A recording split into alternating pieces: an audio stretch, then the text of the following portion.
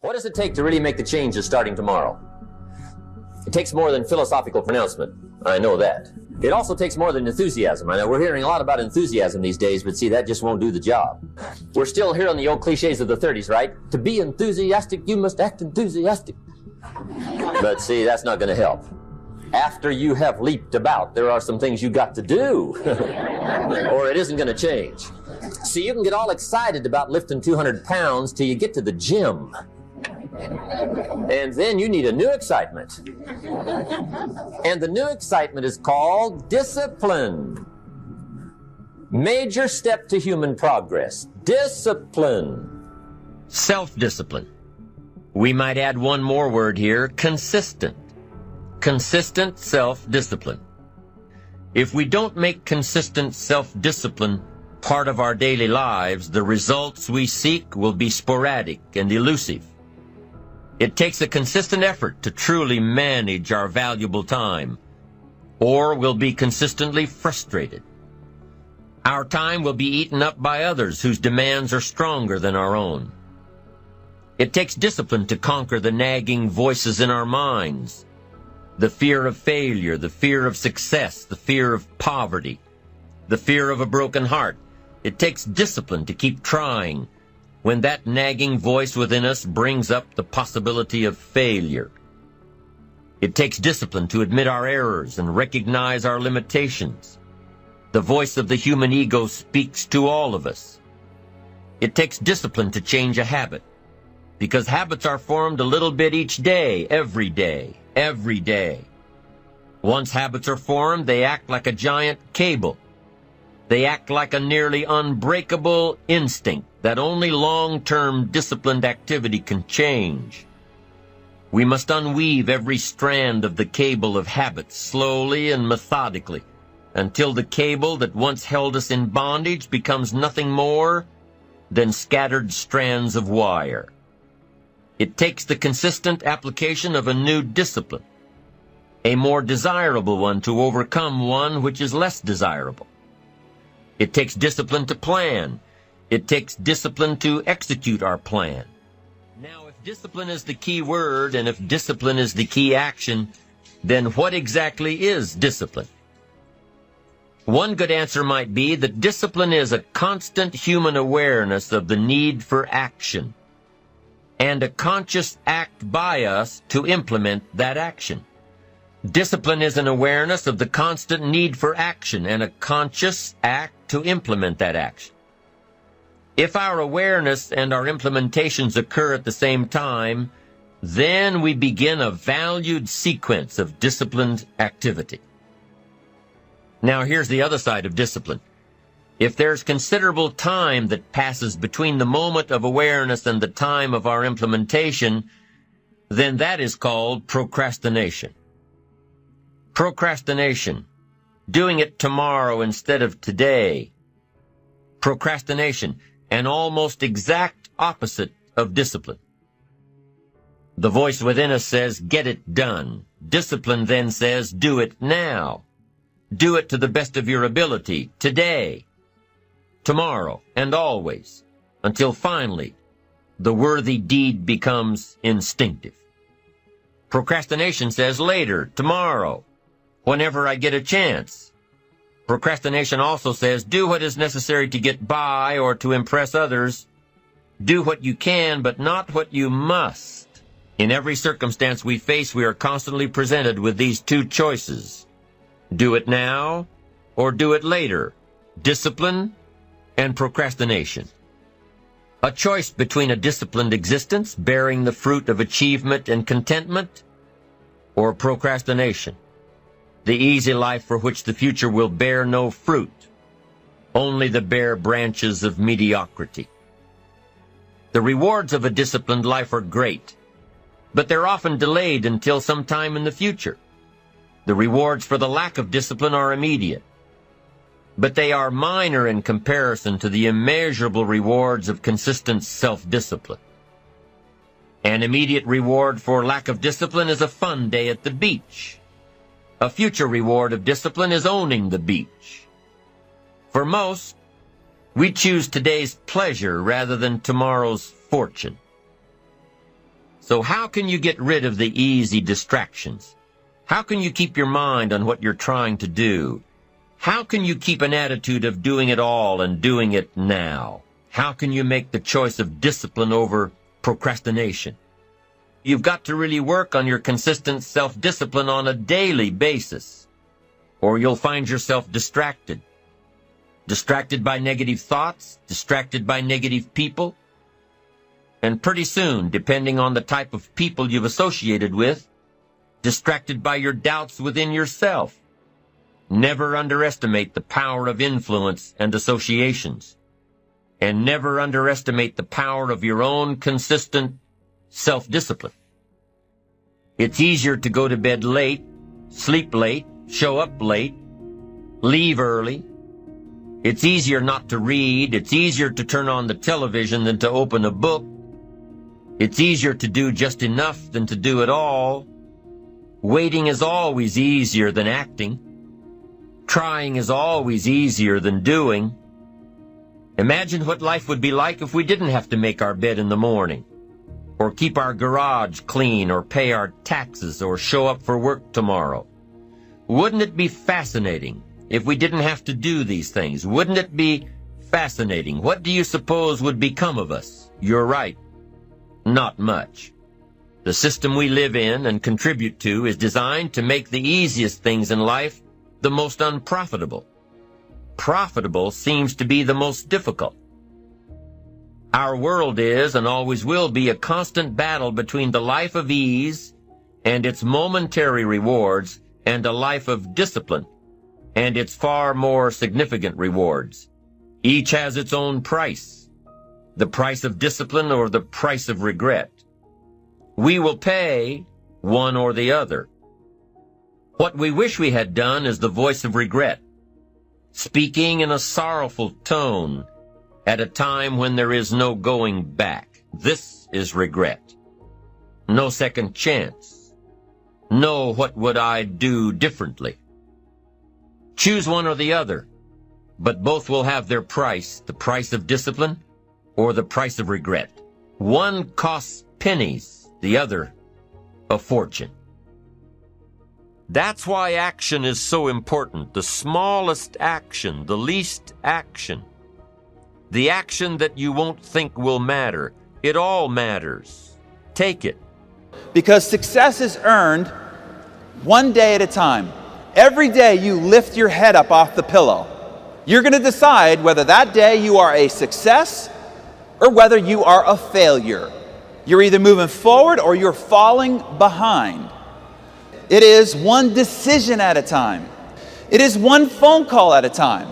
You know, the phone call you didn't want to make, the one that makes you a little nervous, makes your palms sweaty. Every one of those phone calls is determining whether you will be a success. One meeting at a time. Remember, Donald Trump said yesterday, the meeting he didn't want to go to, that one meeting changed his entire future. Every single meeting you decide to or decide not to go to determines your future. There's only one thing that will determine whether, at the end of a long life, you end up lonely, despondent, and broke, or you end up in a marriage of 50 plus years of incredible intimacy and great bliss. Only one thing will determine whether you get to send your children to the greatest universities in the world, or no matter what it is that they qualified for, they can't go because you can't afford it. Only one thing will determine whether you get to donate to your charity to your greatest heart's content, whether you get to travel the world in fantastic luxury. Your whole life comes down to one thing. What's the one thing? It all comes down to choices. Right now, your whole life is nothing but the accumulated compound effect of the choices you've made up to this moment. Right now, your waistline is nothing but the accumulated compound effect of the choices you've made up to this moment.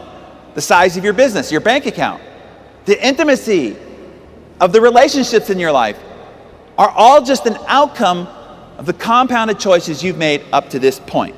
So if we're going to change the trajectory of your life starting today, starting right now, we've got to go to where the control factor of it all begins, and it all begins with choices. What choices?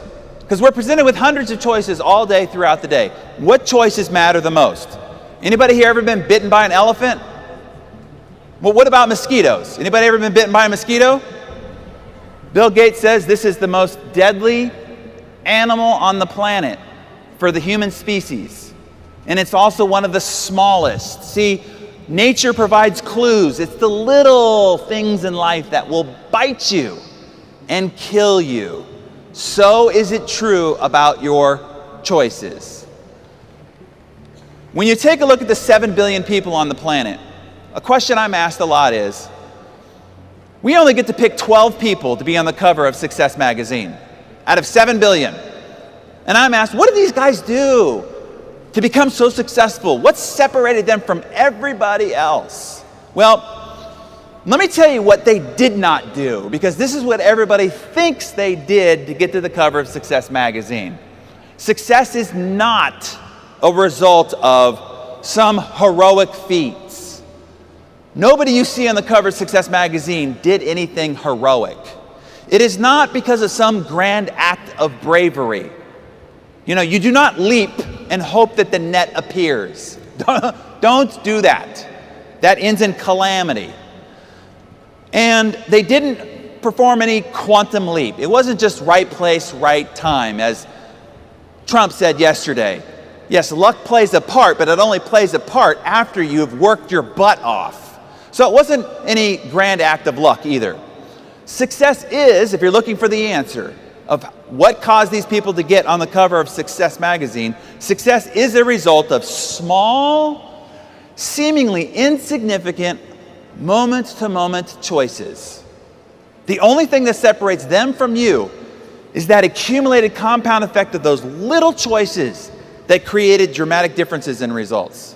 Small little choices like at lunch, you're given a menu. And what is the menu?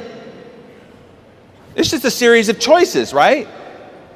Do you pick the hamburger and fries, or do you pick the salad? Now you're thinking, that doesn't seem like that big of a choice. I'm telling you, it is. Small little choices like, at the end of a long, hard day, do you stop by the gym and put in a workout, or do you rush home to catch your favorite sitcom? Small little choices like, in the heat of an argument with your spouse, do you walk out of the room and say, I'm not going to deal with this? Or do you spin on your heels, say you're sorry, and choose to make a moment of magic? Small little choices like, in a networking event, do you walk across the room and introduce yourself to that person? You're a little bit afraid to do so. Or do you hunker down in fear one more time? Small little choices like, at the end of a long day, do you put in a few more phone calls, or do you just simply call it a day? You see, these small choices add up to big, gargantuan differences in results.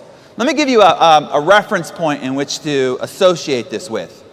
If I were to give you a choice of a single cent, a single penny, that doubles every day for 31 days, or 3 million in euro right now, right here today, how many people take the 3 million in euro? Okay. Well, let's say that you were paying attention and you said, small things add up to big results. I better pick the small thing. There's a clue there. And let's say that you pick the penny, okay? But your neighbor at home picked the 3 million euro in cash. So now we're going to start proceeding in life. We get 5 days down the road, and your measly penny is worth 16 cents, okay? While your neighbor has $3 million in cash, and you can hear the parties going on next door, right? When you get 10 days down the road, your penny has become €5.12. Not enough for a Happy Meal at McDonald's, right? But your neighbor is drinking champagne, eating caviar, having Robin Leach over for dinner, right? Now, we get 20 days down the road and your penny is still 5,242 euro, and they've got 3 million euro in cash and partying like a rock star. It's not until we get to day 31 that we see the dramatic outcome of this compounding penny, where your penny is turned into 10 million 737,000 against their paltry 3 million. Now, what you need to know about this is the reason why Einstein called compound interest the eighth wonder of the world. Because the math between day 1 and day 2 is exactly the same math between day 30 and day 31. Nothing's different. You just see the compound effect of it. And this is why I'm telling you right now this morning, compound choices are the eighth wonder of the success world. Because the same choice you make between day 1 and day 2 is exactly the same simple, small, easy choice at day 30 to day 31. But the outcome of those choices are dramatically different. Small, seemingly insignificant, positive choices create extraordinary results. So now, if all of this seems rather easy, why is it that people still fail and still make poor choices? Well, here's what I want to warn you of. There's 4 traps that you will face. Outside of this conference hall, these traps are on the ground. At home, these traps are on the ground. At the office, at the shopping center, these traps are on the ground. So I want to point them out to you so that you can go, whoa, I got to step around that. Because people with good intention step into these traps and then they get derailed and then they wonder why they end up with no results and so frustrated. So here's the first one. At the moment that you're making a choice, the consequences, the outcomes, or the results are invisible. It doesn't look like it's having any impact whatsoever. So you can get faked out. But I promise you, I could change your choices like that if I had the power to take the space-time continuum and collapse it. Meaning, if you made a choice right now, and I took the space-time continuum of that choice 15, 20 years out, and I collapsed it and showed you exactly what the outcome was, I promise you you'd make a different choice. For instance, let's say at lunch, you did pick the hamburger and fries. And upon the first bite, your chest explodes and you drop to the ground in a heart attack. You'd probably lose the taste of hamburger really, really quick. One bite at a time. Simple as that. Or let's just say, you're out with your girlfriends. You didn't smoke, but they're encouraging you, like, have a smoke. And you try it, and you're like, put it down. That doesn't seem so bad. I don't know what everybody's talking about. But let's say I could take the space-time continuum of 20, 30, 40 years, and I could take your future self to talk to your current self about that choice. What would you say? Don't smoke another cigarette. But see, for decades, for years and years and years, it didn't look like anything was happening. It didn't look like anything was happening. And it wasn't until the last 4 or 5 years when the dramatic outcome of those choices made itself known. Or let's just say, you promised your spouse that you'd never go to bed angry. But tonight you're like, I just don't want to deal with this tonight. We'll talk about it in the morning. And you go and sleep in the guest bedroom. And I show you what that single choice looks like. And the next morning, you wake up to divorce papers, and you got to look your little girl in the eye and explain why you couldn't make a different choice. You see, every single one of these choices has what you can also call a butterfly effect. Y'all heard of the butterfly effect? Butterfly flaps its wings one part of the planet, and on the other side of the planet, there's a tsunami. This is what I'm telling you. One little itty-bitty choice over here, 10, 15 years later, and there's a tsunami in your life. Either positive or negative. So what do you do about this? Okay, what do you do about each of these positive choices you're now going to take? Well, the first thing you need to do is to just have patience. Even though you don't see the results in the moment, you have to know that the compound effect has been ignited. And every choice you make ignites it and fuels it. And it will stretch itself out over 10, 15, 20 years before it reveals its results to you.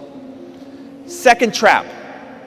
When you start to change the trajectory of your life, that change is subtle and very, very deceptive. For instance, let's say that you're on a plane in Los Angeles, California, And that plane is headed towards LaGuardia Airport in New York. And while that plane is on the tarmac, its nose is pointed directly at LaGuardia. If the nose of that plane is off by only 1 degree, by the time that plane, 1 degree off, flies across the United States, it'll be 150 miles or 240 kilometers off its intended target, 2 states away. So here's what happens, okay? Here's what happens in people's lives. They're one day going along. 10, 15, 20 years down the road, they end up looking at themselves in the mirror going, what happened? How did I get so fat? How did I end up divorced? This is the person I said was the love of my life. How did I end up estranged from the people I said were most important to me in my life? Look, here's the reality. You might not have done anything really bad. You might have only been 1 degree off. And that 1 degree traveled over 10, 15, 20 years, and now you're 150 miles or 240 kilometers off your intended target. So what do you do about this? Well, a plane has what's called a gyroscope in the nose. So it keeps itself on track. So no matter what happens, weather, traffic, it's redirected, the computer keeps locking on to its intended target. So it can fly all the way across the country and then hit the exact runway it wants to over on the other side of the continent because it has a gyroscope. So I'm going to show you a gyroscope you can use for your life before we finish up here. But I have to warn you, life on the ground looks a little bit more like this. Standing atop a double black diamond ski run. And let's say the goal at the bottom of the hill is a comfy chair, warm fire, and a cup of hot cocoa, okay? And if you just run right at it, what's going to happen? Yeah, it's going to get ugly, right? So what happens is you start off, and then you get hit by a mogul. And the mogul just pushes you over in this direction. Now, a lot of people end up just skiing off the mountain, right? Instead, you have to adjust. And you ski a little bit, and you get hit by another mogul. And you're like, I see my goal, I have to adjust. So what I'm telling you is, you will be off track. Often. But the key is what? Get back on track. And the more time you spend off track, you'll spend more time coming back to the track. The difference between how long it takes for you to get from the top to the bottom will depend on how much time you spend off track. So the key is to get back on track. Here's the third trap, immediate gratification. And as a Western civilization, we are addicted to immediate gratification. We're trying to pleasure ourselves at every single moment. So let's say at the end of a nice meal, you're presented with a choice. Grandma's warm chocolate cake or a glass of water. What are you going to choose? Well, what do you get if you choose the chocolate cake? Joy. You get joy. You get like this oral sensation of epic proportion. That's what you get. What do you get if you choose the glass of water? Nothing. Right here, this is the biggest problem you will have in making good choices. Because if you make a poor choice, you're rewarded. If you make a good choice, you get nothing. And that is hard for our emotional and psychological selves to take. So what you're doing all day is you're walking through this minefield of solicitations on your immediate gratification. And your ability to have self-control and to withstand these solicitations is going to come down to a couple of factors. This is the great paradox that you have to understand. What gives you short-term pain?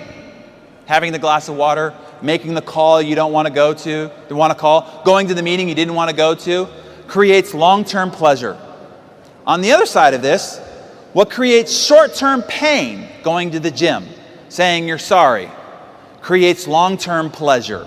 In life, you will suffer one of two pains: the pain of discipline or the pain of regret. And as Jim put it, he said, the pain of discipline weighs ounces. Picking up the phone, going to the meeting, saying you're sorry. But the pain of regret weighs tons. Bankruptcy, divorce, heartache, loneliness. So as you're out there making your choices, ask yourself, pain of discipline or pain of regret? And that'll help you along a little bit. When I asked Oprah about this, about how she tried to control some of her choices, she says, I realized that if I made a good choice, I didn't get anything. I didn't get to have the chocolate cake, right? She said, so I decided that instead what I did is I got a miracle, okay? So at least I felt like I got a miracle. She says, first of all, if I didn't choose the chocolate cake, it's a miracle. And she says, my whole goal throughout the day was to make miracles. And at the end of the day, I would just add up, how many miracles did I make today? Meaning, how many positive choices that I didn't want to make, but I made anyway, did I make today?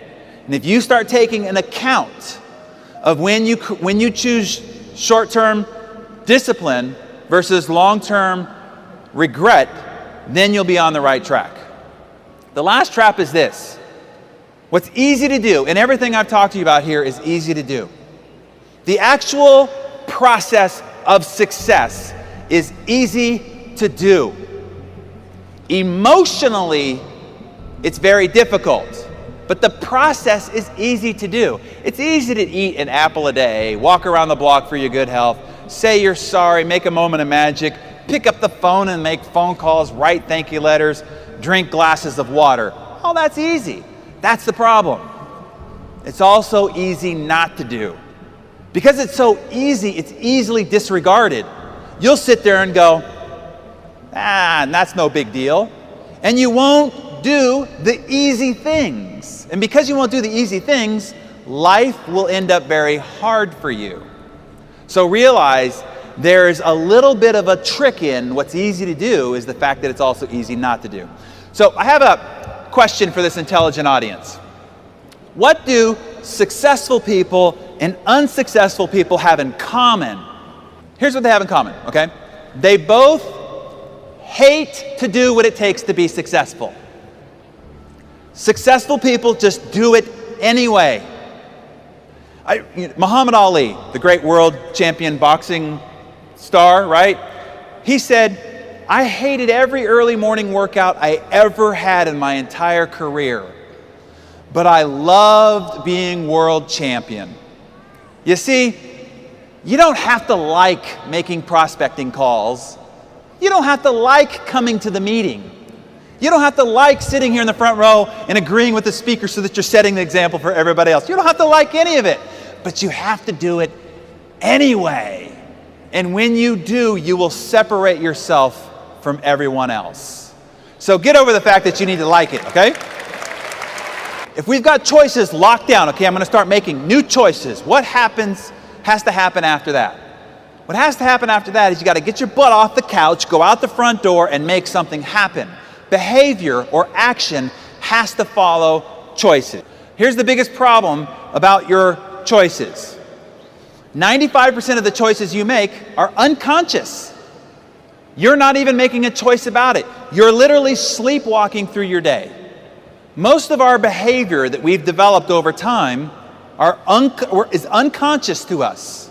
So the first thing that we need to do to change your behavior is we got to bring your awareness back to the behavior that you need to change. So I'll tell you when I first learned this. When I was 20 years of age, I got into the real estate business. And the first year in business, I did really well. And I'm meeting with my CPA, the accountant, to figure out my taxes. And he's pushing all these buttons and the tape's going like this. And he's giggling, laughing, having a good old time while I'm sitting there waiting for his ultimate results. And at the end, he says, congratulations, son. You owe over $100,000 in taxes. I said, I'm only 20 years old, right? He's like, I don't have $100,000 just lying around. He's like, why? You earned several times that. Of course you set aside the money to pay your taxes. And I said, does this stupefied look indicate that I've saved the $100,000? And that's when he did a great favor. He pushed himself from his desk. He stood up and he pointed his finger at me and he said, son, you've got to stop it. I've seen this 100 times. You keep on this continued behavior, and you will dig your financial grave with your own wallet. You've got to get a grip. And then he put his finger on what has become the most powerful personal development tool I've ever discovered. He put his finger on a 50-cent notepad and he slid it across the desk. And he said, "Son, I want you to write down every single penny you spend for the next 30 days. He said, "I don't care if it's $2,000 for a new suit. You buy a pack of gum at the convenience store. You put 50 cents of air in your tires.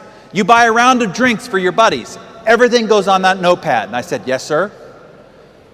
And it wasn't but a week and a half after writing down everything that I was spending and then looking at it and went, "Oh my God, how money had just been pouring out of my pockets without me even knowing it." So I went from earning a lot of money to being worth a lot of money on the same amount of money because I changed my behavior and I didn't even know that my behavior was out of whack.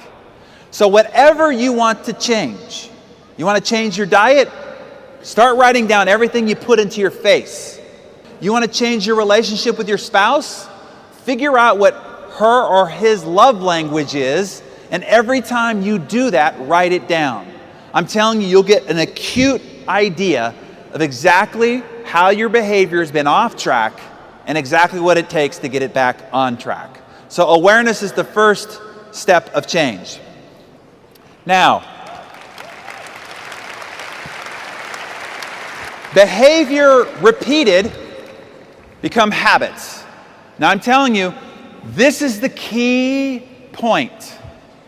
Choices that you start acting on ultimately need to become habits. Your habits will determine your life and lifestyle. If I watch you for a couple of few days and I notice your habits, I can guess your bank account within a few euro. I can predict your future. I can tell you the kind of relationships you have now and the kind of relationships you will have later when I observe your habits. Because habits are the expressions of who we are and how we live, and they determine all your results. So this is ultimately what we want to change, is changing your habits. Now, a habit is something, when you repeat a behavior, you develop inside your brain what's called a neurosignature. Or let's just make it less technical. Your brain is like gray matter, totally malleable. Okay? You come into this world with no habits, none. You develop them over time with your repeated behavior. And it develops what's called a brain groove. And once you have that brain groove, once it's deep enough, now you can perform that act without ever having to think about it. That's how you can, 95% of your behavior becomes unconscious.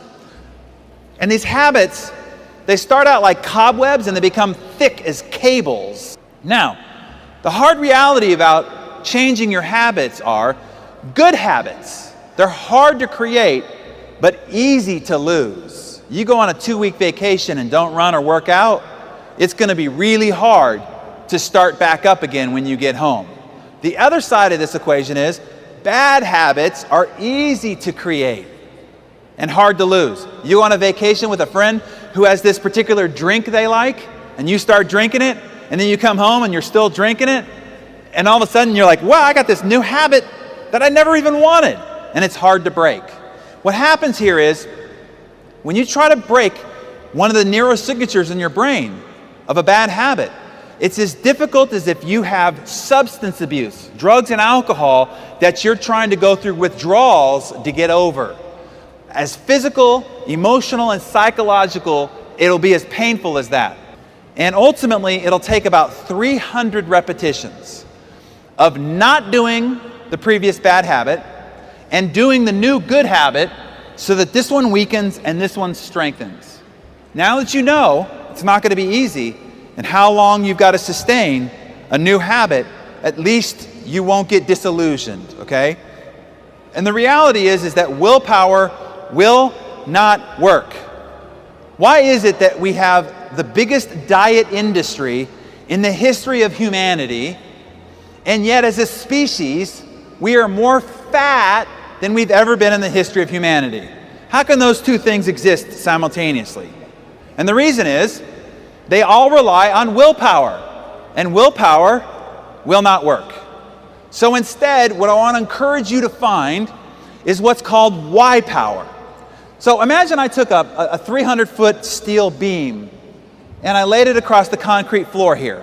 And I said, hey, if you just walk on top of the beam from one side to the other, at the other I'll give you 20 euro for walking on top of it. How many people would do it? Yeah, easy 20 euro, no big deal. But what if I took that 300-foot steel beam and I put it atop two 100-story buildings?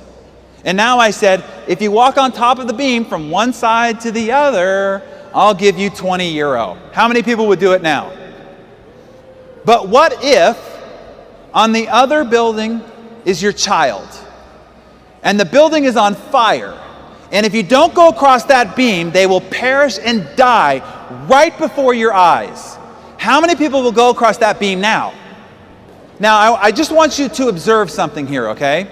The first time I asked you, you said, no way, no how. The risk, the danger's too great. Why would I ever do that? The second time I asked you, you shot your hand up, and I didn't even offer you 20 euro.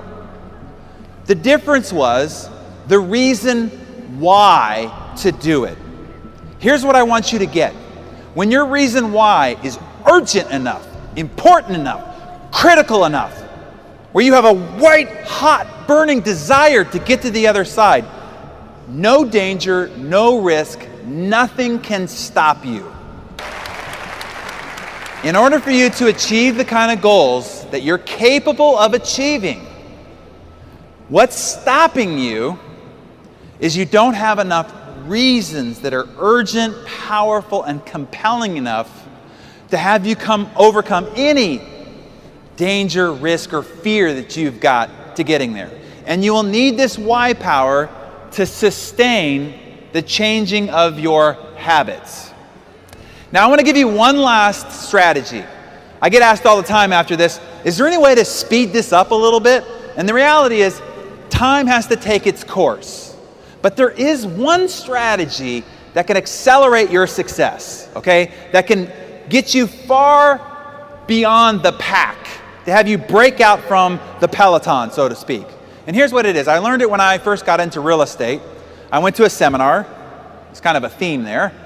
And I was the only guy that asked the lecturer to lunch. And so we went to lunch, and I sat down with him, and I'm only 20 years of age right now, okay? And I'm in the real estate business and just getting started. And I said, tell me what I got to do to be successful. I says, I'm willing to do anything. He says, are you really, really willing to do anything? I said, I'm willing to do anything. He says, then I'm going to give you the ultimate key to your success. I'm like, I'm ready. He said, go fail. I said, what do you mean go fail? He said, yeah, go fail fast, go fail a lot, and go fail really big. And I thought, man, isn't the whole idea of success avoiding failure? And he said, no, it's quite the opposite. The key to your success is your failure. And then he gave me this quote from Thomas Watson, who used to be the president of IBM, where he said, your key to success is massive failure. Now, don't just hear that as some motivational line. Let that marinate on your brain a little bit. The key to success is massive failure. What if that's true? Now, based on the look on your faces, same look I had on my face, okay? So he explained this to me a little bit. He took a cocktail napkin and he drew out this analogy. He said, look, on one side of the pendulum is joy, love, happiness, and success. The other side is pain, rejection, sadness, and failure. He says, look, if you just stand still, you won't experience any pain, rejection, sadness, and defeat, but you won't experience any joy, love, happiness, and success either. He says, you can't live under a bridge. Eventually, you got to go and mix amongst people. So what ends up happening is people are only willing to experience so much rejection and so much pain and so much defeat, and so they only experience so much joy, so much love. And they end up just operating in what is called this comfort zone. And if anything is outside that comfort zone, they're like, oh, no. And they just stay right here in this comfort zone. But they complain, why don't I have more success? Why don't I have more love? Why don't I have more happiness in my life? He said, so you can't push the pendulum on the side of success. He said, the only side of the pendulum you can control is the side of pain, rejection, sadness, and defeat. So your job is to go push the pendulum as high, as wide, and as fast as you can on the side of pain, rejection, sadness, and defeat. He says, I promise you, it'll swing in equal proportion on the other side. Now, even to this day, if I get to the end of the month and I've not had some embarrassing defeat, rejection, or failure, I'm mad at myself. Why? Because I want more success than I have right now. Well, what is the key to that? More failure. So all you cushy, comfy, successful circle of champions, now's the time to push that pendulum even higher and wider. More failure, more defeat, more rejection. I want you to change your mindset about failure, about rejection, about defeat. I want you to learn to love it. You see, when you turn fear into fun, fear no longer has a grip on you. The only thing stopping you from being more successful, from realizing your potential, because your potential is so much greater than your current life, the only thing stopping you is fear. It's fear. And when you turn fear into fun, you release that potential. You are unstoppable. Nothing can stop you. Because here's what happens. What you resist persists. What you step into dissipates. Once you step into the thing you once feared, it dissipates. And now you can finally live up to the potential that you were been given by God, but are not living as you were meant to live. At the end of every day, that's the question I ask myself. Did I do something today that scared me? Because if I did, I pushed that pendulum just a little bit, and I'm going to see the reward on the other side of that swing.